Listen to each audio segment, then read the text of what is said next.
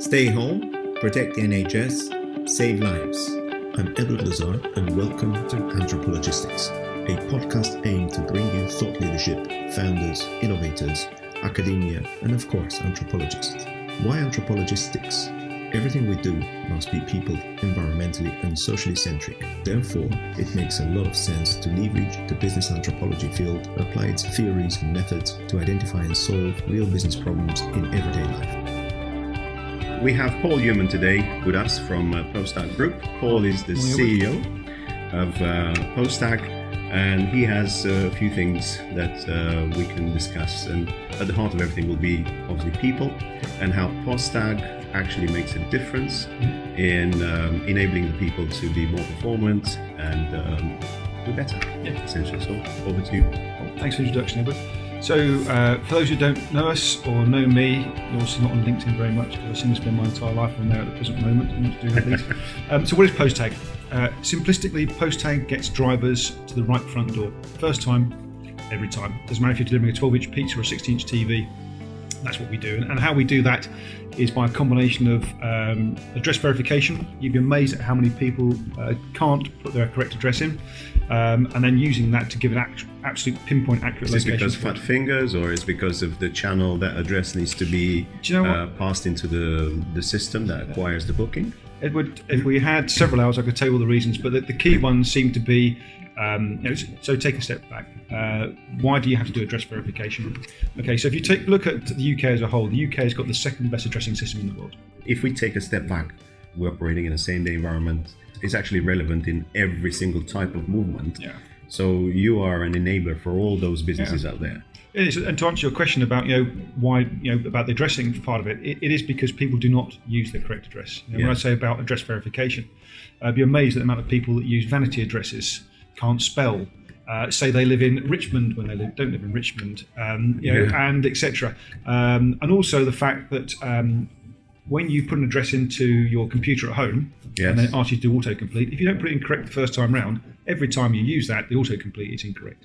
That's right. Yeah, that's a good point. So, and if you look at the UK as a whole, and I said we're the second best addressing system in the world. On average, 45% of all addresses are more than 50 meters away from where your satellite navigation system is. Wouldn't you expect the retailers or whoever is actually offering the service up front to the consumer to shoulder that burden to some extent? So. You would have thought so. But but the challenge is that when the system was built, the postcode system, it was built for the postie. Yes, right? postman. And the postman doesn't usually look at the address. He knows by the name who lives at that thing. And if you actually drill into the postcodes, it's down to route. One side is up, one side is down. It doesn't really fit for today's marketplace. Yeah, this is a nice segue into a question I have, and that's around the local communities. So one of my passions is how to bring technology to the local communities, because that's another reason why I set up Anthropologistics. It's about people. This is about the logistics of people and what people do for logistics and technology. Yeah, and if you sort of look at where we are, what does that accuracy bring? So if you look at the UK as a whole with its gig economy, there's 4.7 million people who work in the gig economy. Yes. How you split that down into who does courier work or what, I don't exactly know. But what the value that we bring to people in the gig economy is we actually enable them to become more efficient. We actually enable them to earn more money. And we do that by the fact that they don't have to waste time looking for an address. So if you look at that whole thing about 45% of addresses, you can break that down, and when you start breaking that down, you can start putting a time penalty against it. Yeah. So 22% of those are between 30 and 80 meters away from where they say they are. Right, that's a 90-second time penalty. Yeah. 19% are between 80 and 150, which is a 3-minute 40 penalty. And once you go above 150 meters, it's 8 minutes or more. And if you bring that back to somebody out there that gets paid per drop or pays by the mile, that's a huge difference. So when we're working with some of the food delivery companies, you can probably guess who they are. Big names, big names. D, or it ends up in very much so. Or it could be the other ones that somebody say, whatever it is. The work that we've done with them is we can enable their drivers to make upwards of £88 extra per week. And we do that by enabling them, by the accuracy we provide, to do an average 2 extra deliveries per shift. Yeah. Right, so if you start looking into it, what we enable people to do is if you can't recruit more drivers, make the drivers you've got more efficient. And that's what we do. So there's a twofold thing there. So the number one is the drivers make more money. Yeah. The second thing is the restaurants make more money because they can actually go out there and deliver more products, and the aggregators make more money because they make more out there. They're cut on top. And one of the organisation we're working with, we just did a rough straw poll of the 100 riders we did a pilot with across 6 cities. We worked out that we could do an extra 8,000 deliveries per day by implementing our system. But all this translates essentially into being customer-centric, because all that stuff allows you to serve your customers, but those food delivery companies, to deliver on time, so the customer is happy, warm meal and everything else. So everybody or anybody that's ever done any food delivery, and we don't just work with food delivery, will tell you that for every minute that you are late after that you said you're going to be, they've looked at their watch twice.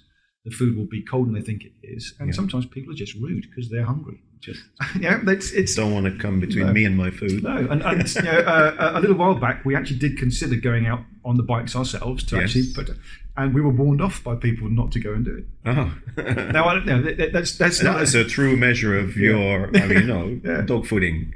Just experience your own services. So that's what we're going to do. But so that whole piece about if you cut right back to the bare bones, we just make riders more efficient. If we make them more efficient, they can make more money for themselves, for the business they work with, and it increases that customer satisfaction. Awesome. I mean, it's an awesome mission. Yeah. I would like to know a bit more about the furnace of the birth of PostTag, if you want, and how PostTag came into being, and then maybe some of the milestones to today, sure. And obviously how the future looks from today onwards. So our founder is a guy by the name of Keith Loon. So if you've ever met Keith, he's a very jolly character and always has a story. And Keith's background is in advertising. So he was strategist for various advertising agencies with some fairly big brands. He was out in Australia and moved back to the UK and packed all of his worldly goods into 2 containers, bought a beautiful house on the side of a golf course by a lake in deepest, darkest Essex, and waited for his containers to turn up. Unfortunately, one of them didn't. And that was the one that contained all the chairs, knives, forks, kettles, etc. So the end result was that he then became Amazon or John Lewis's or whoever's biggest customer because he had to buy everything from scratch. Yeah, absolutely. And the problem came about was because where he lives and where the delivery drivers were trying to go to was half a mile away. You couldn't actually see where Keith lives from where they were taking to. And he said he lost count of the amount of times that people would ring him up and ask him, where were you? So the problem statement was starting from somebody's real pain. Correct. And I mean, from there to actually putting the money where your mouth is, essentially, and sometimes a leap of faith in many ways. Yeah. And it was, so that was 5 years ago. Yes. And the original product we had was very similar to the What 3 Words, where you put your postcode into our system, which creates a map. In the middle of the map, there's a pin. You drag your pin to the front door, back door, garden gate, click the button, and create the PostTag, which was 3 digits that went onto your postcode. Yeah. It was just shorthand for the landlord. Yeah. I got involved with Keith about 3.5 years ago. Saw what he was trying to do, but when commercially this is never going to work. Yeah, I think this is when we met each other. Yeah, it was 3 years ago, and commercially it wasn't going to work because any e-com site is not going to allow a customer who's filled their basket up to leave the site to go and create a locator to get the drive to them, because you deliver to me all the time. Customer experience is absolutely fundamental. Yeah. It needs to be really nice and slick. Yeah. People have been trained and brainwashed by the Apple, the sweeping right, left. I won't mention all the sites that you use the sweep right. Well, if it's got more than 4 pages in your user manual, then you failed. Yeah. And people got very much used to that. So it was with that in mind that I got involved, looked at it, and went, we need to make this so that the customer experience is completely frictionless. Yes. And that was the term that we came up with, make it a frictionless experience. So luckily, I've been in the industry, in the tech industry for many years, and brought in a guy called Stephen Kenny, who's our CTO. Yeah. Stephen and I have known each other for 20 plus years, and Stephen was Betfair's launch CTO back in 1999. So he's not a foolish man by any means. Serial entrepreneurs, wearing good companies. I've set up a few. You've set up a few. We've had the t-shirts already. Yeah, I've got a wardrobe full of t-shirts. And basically gave the task to Stephen, which is make it so that the user doesn't even know they're using PostTag. And 6 months later, he came up with PostTag version 2, which is the very birth of where we started off on the current journey. The initial one was quite simply put a house number or name into the system with a postcode, and we would locate it. Yeah. And that was where we started off. Precisely located, I thought, is part of the USP of the platform we were building on the dot. Yeah. And precision, I knew, is such a fundamental element of our journey. It's exactly right. I mean, and part of the challenge that we've faced is educating people that there is a problem. Yes. And the fact that they do try and solve it internally, and we do have all this data, and we deliver these places all the time. Okay, well, if that's right, then why can't you find places? Why can't you? Yeah. You talk to some of the big supermarket chains out there that supposedly drop a pin for every driver that drops off the next one. They're still wildly off. Yeah, people use Paragon. I mean, without naming names, but there are routing systems out there that will do the best job they can based on whatever algorithms and technology they've been built and thought in, and these are probably 20 years old or in the making already. And you can imagine the approach those had can yield a lot of tolerance, and that tolerance in today's fast-moving world actually is a problem. Yeah, it is, because of this precision. Yeah. And I think if you sort of look at the background of the team that we've brought into to PostTag, we've come from finance, tech, and gambling. Yeah. Finance and gambling. Some people say they're the same thing, but hey, that's a story for another day. Yeah. And taking that mindset to logistics, which it's getting there, but it has never been at the forefront of technological advancement. If you actually look internally, it's definitely changing. But when we started off, it was a lot of I feel like a lot of the logistics companies are being now faced with a huge digital transformation process, purely because themselves have evolved over so many years. Analog companies, their mindset of the people was analog, their leadership, without being unkind to them, they were born in a different era. So peering into the future needs some very daring people. One of the things that we used to hear a lot was that's good enough. We used to hear, and I will not mention names, but some of the data that we analysed from clients before we start working with them. Some of it was 100 meters plus out, and when you go back and speak to them, they go, "Well, that's close enough. We'll leave it to the driver." But you can't do that, because if the driver's only dropping off 10, 20, 30 parcels, you can probably get around that in 8 hours. But when you're doing 100 parcels or you're delivering food, etc., it doesn't really work. And that was a real education process from our side, which was how do you bring the problem up to people that they understand and you don't upset them, because an awful lot of people are very protected around their data. We've got the data, we don't need it. And then educate them so that they actually see there is a challenge and there is a definite benefit. And we came up with a phrase internally, which was the biggest challenge we faced was we were seen as a vitamin pill, not a painkiller. So we were seen as a nice to have, not a definite to have. And we're getting to the point now where it's definitely changing. You can see that change of people saying, actually, hold on a second, these guys have got. Because I could see a few things here, either the inability to get drivers on tap, if you want, the quality of those particular people that come into the job, and this kind of segues us back into the people. The systems we discussed already, and some of their own inherent problems they bring to the table. What do you think is actually the making? What's driving it? I think there's several things that are driving it, which is the actual demand of the customer. So it starts with the consumer, and these two vectors, convenience and speed, and the emergency of, e-commerce is on the growth, m-commerce is on the growth, social commerce is kind of happening, and it will probably take over the E and M in front of the commerce. We seem to be talking a lot about food, but we deal with other organisations. But if you actually look at food, it is the meteoric rise of the platforms with home delivery.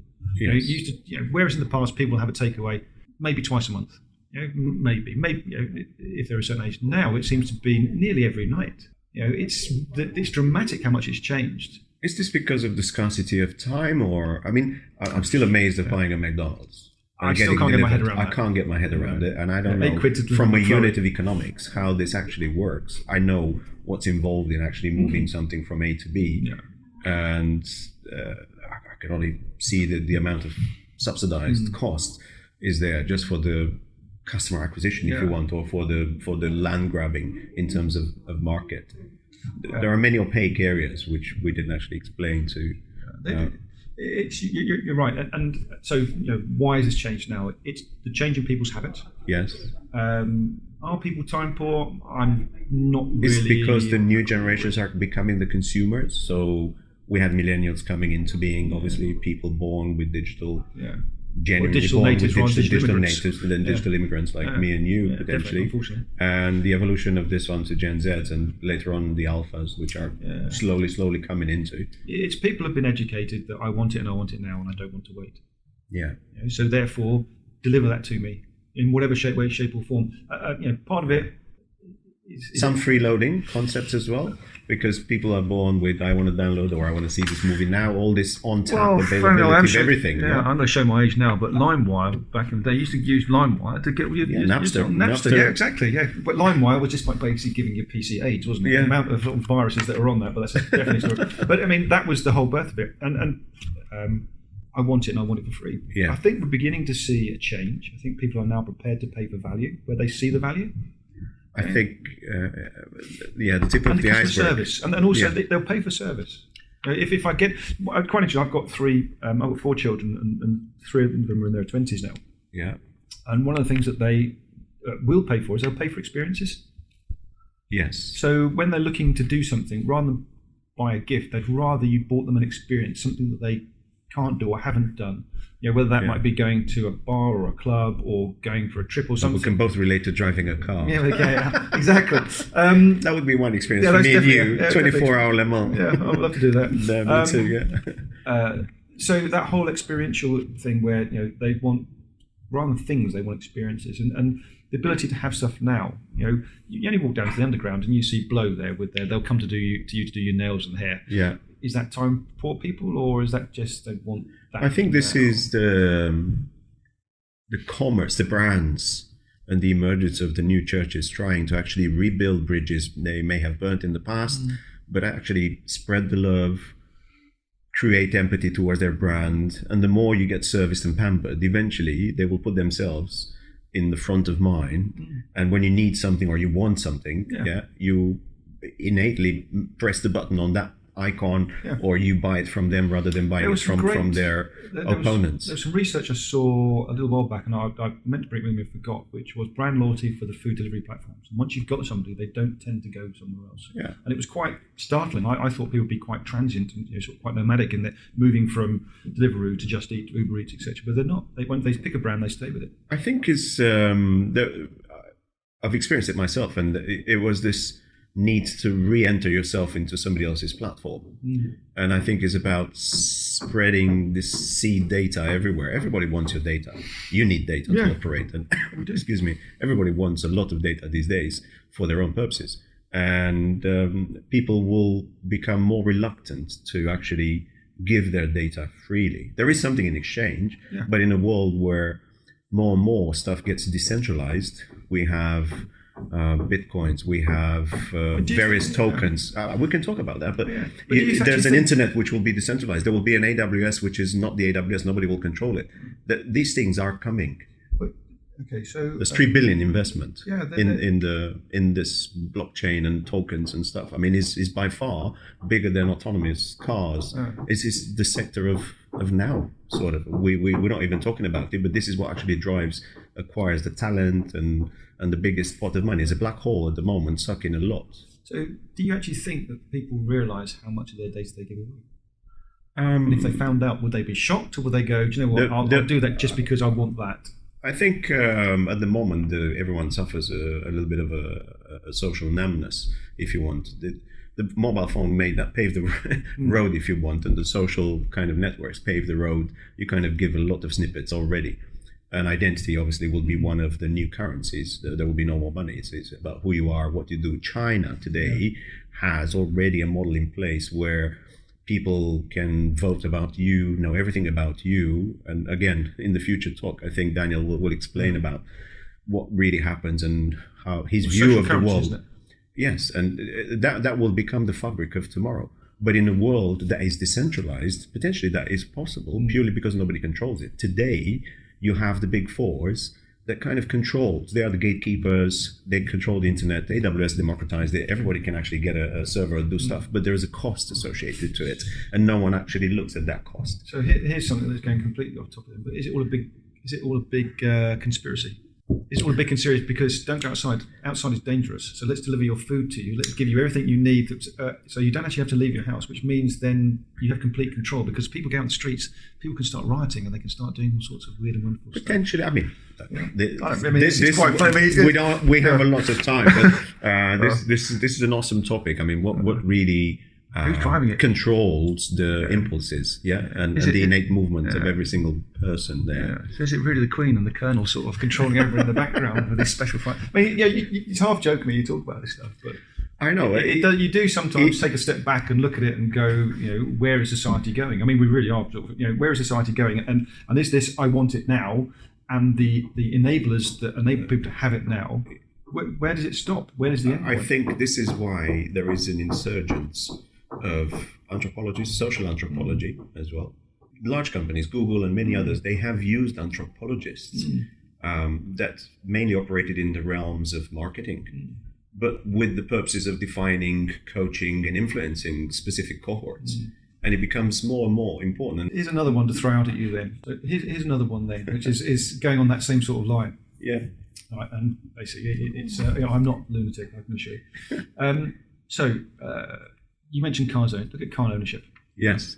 Car ownership is going to basically, outright ownership is going to dwindle. Yes.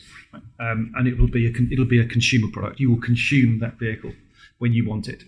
So what you will do is you won't own the vehicle, you'll lease it, and including that will be everything that you want to go along with it. Yeah. Okay, so then you go on to electric vehicles, which is, they're coming, EVs are coming. EVs and AVs, yeah. Yeah, I'm a dyed-in-the-wool petrol head, so, but I mean, I still consider them. But then you get into the case of, at the present moment, if you've got £500, right, it doesn't matter what your credit rating is, you can go and buy a car, and you have social mobility. You can get in that car, and you can fill it up with petrol, and you can drive anywhere you want to. Yes. Okay?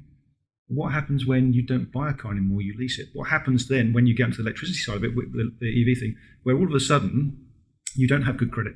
So therefore, you can't have a vehicle. Therefore, your social mobility is thwarted. So therefore, what's happened is you're restricting people's thing. So if you go back to the invention of the bicycle, which is really going off, but go back and look at the bicycle. When the bicycle came out, what happened was that the gene pool grew exponentially because people could move easily from one village to the next village. It's the same with the commerce and everything else. Transportation changed everything. So if you look at that, if you take that point of electric vehicles and where it's going with people, you then say, okay, so if you don't have good credit, you can't buy a vehicle. Or if your credit is poor, you can do things. But then what happens is, are you actually allowed to go into certain areas? Because, like the Chinese thing, your credit isn't good enough to actually come into this particular area. Today's analogy in UK would be your average speed camera. Average speed camera. Yeah. So this is how order is kind of instilled in a rather otherwise chaotic road where everybody can do whatever they like. So I think we do move in that direction to some extent. This Orwellian kind of I'm future. not paranoid. They are out to get me. But to bring it back to today. Where we are to today, it's the technology that we have is really smart. Obviously, I'm going to say that. Yes. I'll believe you. Yeah, it is. I mean, if you go and speak to our customers, until proven otherwise, you are the genius. Yeah, if you go and speak to our customers, we are 99.2% accurate. Nobody's going to be 100%. That's a big number. That's a very big number, and it surprises me. And we've got a new version of software coming out early part of next year, which will improve on that. It's quite difficult to improve on that, but it is improvement. In this journey of PostTag being born from a personal need, Keith. Yeah. Moving towards becoming a viable business with you on board, and obviously attacking new customers, a different mindset, a new system and approach, better results, and acknowledgement from the market, the 99% plus. So what's next? How agnostic are you in penetrating another market? Already operating into other geographies. So good question. So we currently run across the whole of the UK, and then once we go outside the UK, we work city by city. So we're currently this is a strategy because it's very expensive to do a whole country, and you don't necessarily need to do a whole country. You just need to do it. So at the moment we're in Paris, Madrid, Barcelona. We launched in Dubai. We'll be live in Kuala Lumpur at the end of this year. Then Jakarta, then Bangkok. We were operating in Hong Kong, but we pulled out of there. And you're going back now? We might do. It was the guys we were working with basically went under. So we can go into any territory we want to, and we can provide meaningful data within 3 months of actually putting the system on, firing it up. It drags in everything it needs to, and then starts throwing out accurate locations. And we have a methodology which is we do it in 3 passes. So first pass is 80% of the locations within 100 meters. Second pass is 80% of locations within 50 meters, and the third pass is 80% of locations within 30 meters. And once we've got to that level, once you get within 30 meters, you're pretty much Good. there. And the great thing is some of the locations we go to, you need to be the tallest pygmy. Why not agnosticity around the world? I'll mention our erstwhile colleagues that walk through words. So I really think what Chris and his team have done has been fantastic. Yes.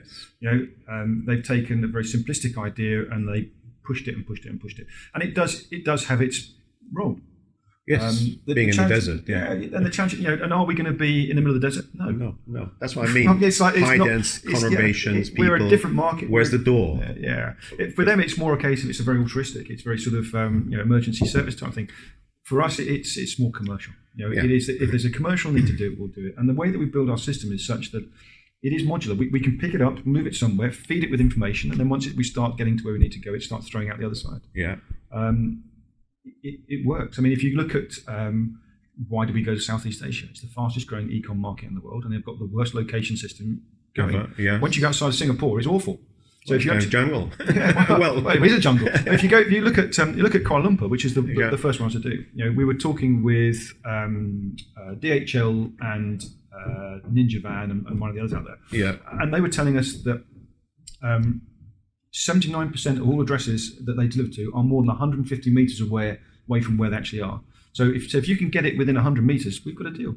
Yeah. I mean, I can see the impact this can have on their promises towards their retailers, so B2B2C kind of journey, and then what impact has on the consumer waiting on the other end. Well, you look at it, and if you look at where we're working in Dubai and the Emirates now, we've got two customers. One's in food, one's in luxury goods. For them, it's a no-brainer. It's just that whole ability to improve the customer journey all the way through. Is it? So you're asking where are we going? Yeah.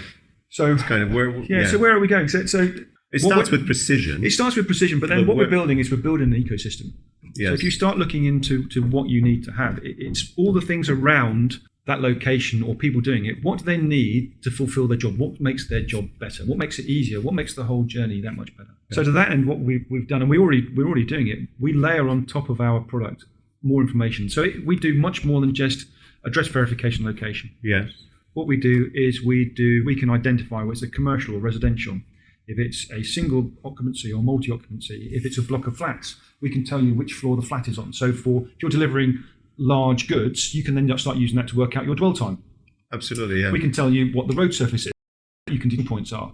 So rather than an REV charging problem is slightly different to everybody else, it is our vision is slightly different, is don't tell me where the charging points are that are on a campus that you need a pass to get through. Completely useless. Don't tell me where the charging points are that are under 20 kV because I need something now to go. Yeah. So we're doing that. We're now working.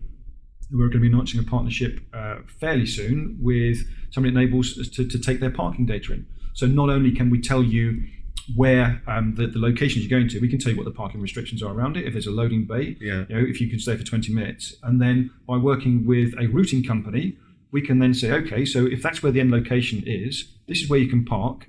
If it's a 20-minute slot, here are 3 other locations which you can walk to go and deliver it. Oh, and by the way, you can charge your van up for 20 minutes, which will give you 5 extra miles. So it's that whole thing. And then we go outside of that, then we start looking at everything else. So we're working now with a payment organisation that actually can streamline payments to the rides and the drivers. Yes. We're working with an insurance product that is by the trip, not by the hour, not by the day, it'll be by the trip. And that's all built around our whole ecosystem. There's not Zego. No, the Zego guys, we know Zego, Sven and the guys. They do it by the hour or by the minute, some time unit. Yeah, so we've taken a slightly different approach. And we spoke with Sven and his team about a year ago. It's quite difficult doing insurance. It's a lot harder than you think it's going to be. Yes, I think because it will take upfront payment to start with. Because if you don't pay for it, you're not insured. Yeah, there's a whole. It was very. That's a whole different story. It's taken us a long time to get there, but we're close now to getting that sorted out. But it ties into the courier as a human being that needs to satisfy his job and to carry it out successfully. Yeah. So the other thing we're doing is that we in essence have been a B2B and enterprise client. So we work up here. But we are launching a direct-to-driver product, which will enable them to have the power of This is kind of a D2C. Yeah, I see you in this market. Yeah, well, we had that conversation. You touch the actual. Yeah, so we've got so that's coming out early part of next year, which will be direct. Because one of the things we realise is that if you are a gig economy, if you're a guy on a bike or motorbike, whatever it is, you don't just work for one platform, you work for multiple platforms. Absolutely, yeah. And if you can take what we're doing and use that, then that benefits you. So this is going to be coming out. So do you see a world where so we've done nearly a 360 in terms of employment? Although I have an opinion on it. I think the world moves into multiple jobs for a given sort of layer of society. Yeah. You won't have a job for life anymore, and so on.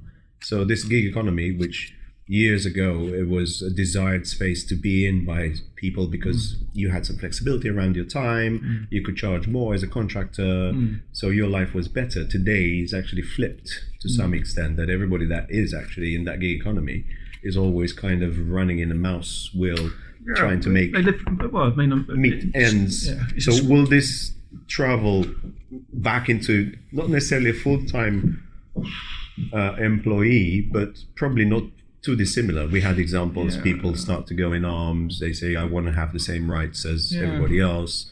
Well, isn't that going to be driven by legislation with the whole IR35 thing and who actually is employed and where the tax dollar sits and everything else? I mean, the IR35 is just another way for the government to follow the money. If there is, and I've heard it actually first on Jill Penchina, which is one of famous investor, that he said, I love regulators and I always follow them, because if there are regulators, that so look at what's happening with that. It's becoming regulated to some extent. Well, all these offices, its own office space, so they don't pay any rent because it's below a certain. They don't pay any rates because it's below a certain square footage. So there's lots of regulation. So where's it going to go? There are no jobs for life anymore. It feels like it. It does feel like that, very much so. Unless you're very lucky, or or you work in a particular area where it is. Is it going to be driven by regulation, or is it going to be driven by people's desires? I think it'd be a bit of both. I mean, the up and coming generations, I mean, if you listen to Dan Pink and everybody else and the doomsday, yes, we have a certain degree of automation. There will be a super intelligence at some point, and we will actually make it. It's not Skynet, it's not going to be next year, is it? We'll make it happen. It will happen at some point. But the point I'm probably trying to make is, what is the role of us in that kind of new world? It's got to be a world where we connect. I don't think you or I have to worry about it, Edward, because I think it's going to be a long time before it comes along. I will argue with that one. I think is moving super quick. Okay, so look at your chat. Ask your chat next week about AI and self-driving cars and how far away that really is. I will. Yeah, because, we'll actually have hopefully a really interesting chat on the topic of AI in general. Yeah, I mean, there's it's a lot further away than people think it is. For sure, when you consider regulation, I mean, if you look at the US, they didn't actually try to regulate that much. They've let it happen in many ways. They maybe put more emphasis on tokens and securities and trying to regulate that space because they see this one going faster. And maybe this indicates the speed of where AV is going to be versus some other things, and where the money follow the money. Go and read. So Alex Roy. Have you ever heard of Alex Roy? Yeah. So Alex Roy is probably famous for being the guy that held the record from the Cannonball Run from sea to shining sea, 32 hours and whatever it was. So he now works for a company called, I think it's called Ago or Igo, I can never know how to pronounce it, which is all around autonomous, and it's all around that whole AI type thing. Yeah. Go and read some of the things that he's putting out, and it's really quite eye-opening. Going back to your point about the regulation and the tokens and everything else, it's not quite as straight cut as you think it's going to be. Okay. We were 2 years ago. We were in Washington, and we were out there for a conference. We got talking to the chaps, and is it iDelve or UDelve or something delivery, and they were talking about the first autonomous vehicles will be delivery vehicles. Not cars, they'll be delivery vehicles. So the reason behind that... Potentially. I mean, I could see this happen. Ford's already tried it, and some people have tried it. Uber has acquired one navigation, and they spend a lot of time into how to create that kind of entity, but then born so many other questions. I can see do you tax those things the same as humans, because they will carry some commercial relationship. I can see the guy's face, but I can't remember his name, Ariel or something like that was. And he was saying that why commercial vehicles before cars? He said because if you can program a car, you can program a delivery vehicle if there's a danger of human life, so somebody walks out in front of it, and it's either saving the occupants or saving the pedestrian. Okay. So If you've got people in the car, then that's a bit of a dichotomy. What do you do? But if you've only got sort of half a dozen eggs in the back, you sacrifice the eggs. So that was his view, and it was. Yes, this is one of the topic which will come up next with Daniel. But do you have a baby? How many people? If it's 3 people on the zebra crossing and it's one in the car, who do you sacrifice? Who do you sacrifice? What decision that? So it's anyway. We really are going complete, but it's there's an awful lot of it, and that whole AI piece and where it's going. I don't know. I've given up trying to second guess what's going to happen, because it is a guess, and there's so many variables around what's going on and where it's going. But going back to is it going full circle? Let's go back to humans. I would try and pin this on humans, because gig economy is powered by humans. What makes them tick? What makes them go out there in the cold, in the winter, and what makes the other side of the coin consume all the time? Sit at home and get your burger delivered. Well, so is again the other side of the human, the consumer. You sort of can get into a really sort of interesting conversation here about the whole social construct of the haves and the have-nots, can't you? Which is, is it that the haves can order it, but it has to be delivered by the have-nots, and that's a generalisation. So I'm not talking down to anybody in any way, but it's difficult. It's a tricky one. Anything you would like to leave the listeners? I should really have something prepared here, and I haven't, because I'm sort of any book you would like to recommend, or So I read. Be good. Yeah, be good to each other. Life is great. Yeah, be good to each other. Yeah, that's Bill and Ted direct quote. Yeah, be excellent to each other. Yeah, I read a lot. I do I read a lot of all sorts of weird and wonderful stuff. Okay, so let's put it this way. What's the most important, or what the stuff that stuck with you most recently? I absolutely love, and it sounds like Terry, but it's autographs and business books. So anyway, why so interesting? It's sometimes the classics are pretty dry. I'm reading Reid Hoffman's book. Yes. Yeah, the LinkedIn guy. Yeah. That's quite interesting. What's it called? It's Hyperscale. Is it Hyperscale? Hyperscale, yeah. That's the one. They've got 2. And The Messy Middle is the other one. I can't remember who wrote that one, which is another one really. But if you want to learn from some very, very awesome founder that actually did not change. LinkedIn did not change at all, if you want, compared to many other companies where investors come in and they say, okay, I like the person, maybe the technology changes, this changes, and the idea may change. LinkedIn is one of the companies out there that will prove you wrong. It was really good from day one, and it was an awesome return. I can remember being an early adopter and thinking, Jesus, what is this? I wish I was an investor. Exactly. Okay. Thank you, Edward. I don't know if that was of interest or not, but I'm pretty sure somebody out there will find it interesting. I'm sure they'll tell me if they don't. Thank you for your time. And for sharing your wisdom with us. Perfect. Appreciate it. Thanks for the invite. I really appreciate it. Thank you, everyone. Stay home, protect the NHS, save lives. I'm Edward Lazar from Anthropologistics. Thank you very much.